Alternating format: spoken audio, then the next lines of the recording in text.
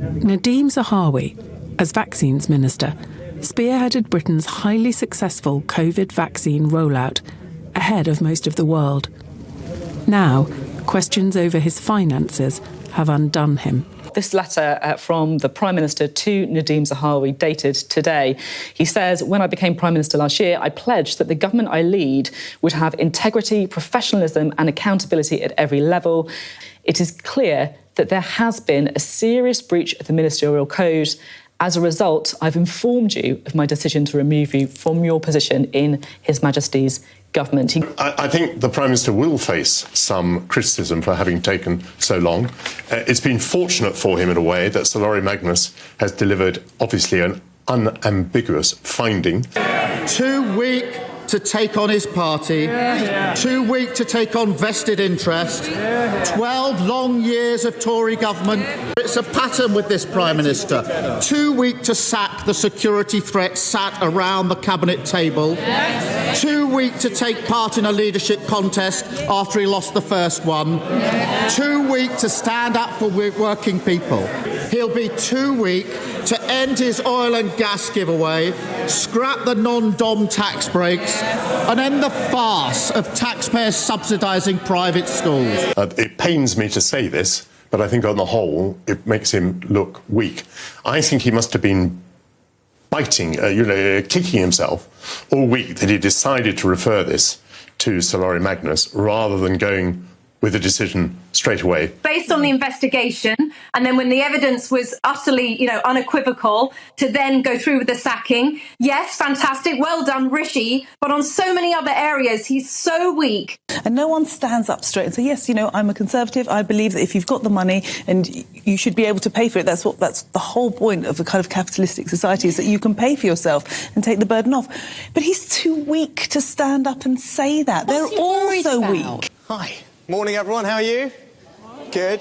Fantastic. It's great to see you all. Great to be here in Darlington with Peter at this leading health and life sciences centre, and actually wonderful to be joined by so many of our amazing student nurses and paramedics and actual researchers as well, who I had the pleasure to spend a bit of time with. I was at North Tees Hospital with Amanda, who runs the NHS, and other colleagues to launch our plan to cut waiting times in urgent and emergency care, something that we've been working on for a little bit. Now, I don't need to tell all of you about some of the challenges that we're all experiencing in our emergency departments at the moment. Now, there's a lot of reasons for that. We're still recovering from the impact of COVID. We've had, I think, the worst flu season, Amanda will correct me, in about a decade, so it's been pretty tough for everyone, and we've still got far too many people in hospitals who we would much prefer, and they would prefer, to be back home in their communities being looked after. But look, we're not alone in facing these challenges. You can see similar things in Wales, in Scotland, even internationally, in Canada, in Italy, and Germany.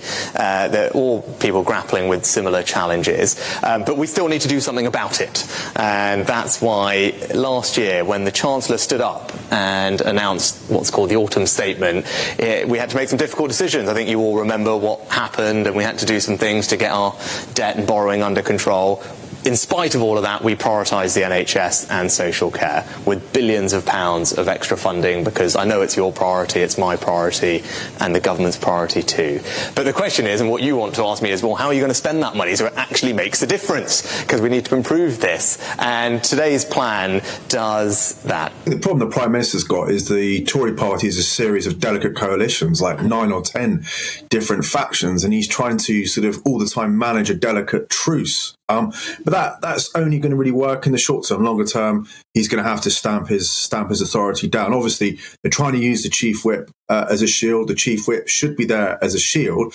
But as I said, it's very difficult managing all these different factions. The basic problem with the Conservative Party now is that it just basically likes losing, which sounds paradoxical, I know, because it's very good at winning elections, but when it comes to actually governing, they don't want to actually push like a vision of what they believe in Britain. They want to slow down the opposition's vision for like 2 or 3 years. So if you were in a coma from 2010, I know it's like an implausible situation, and you woke up, you would have no idea who had been in government for 13 years. I mean, maybe that, the homeless, huge rise in homeless is probably your only indication that the Tories have been around. But if you went to a school, for example, if you saw the police, parading with Stonewall, if you went, almost anywhere in central London, saw, the flags on display, you would think, wow, I mean, obviously not the Conservatives being in power. But I mean, that's what we've got 13 years of Tory government. I would love to see something new come along.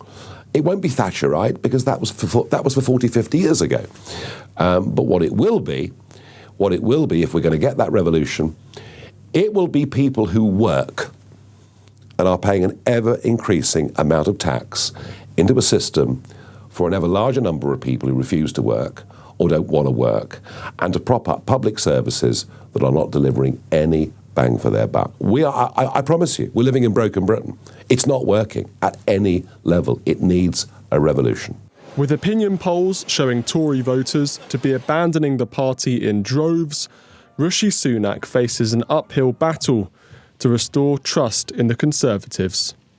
Yet the alternatives on the right are disorganised and yet to build significant momentum. The next general election could be a turning point in the future of Conservative politics in Britain. It is yet to be seen whether the Tory party will be reformed or replaced.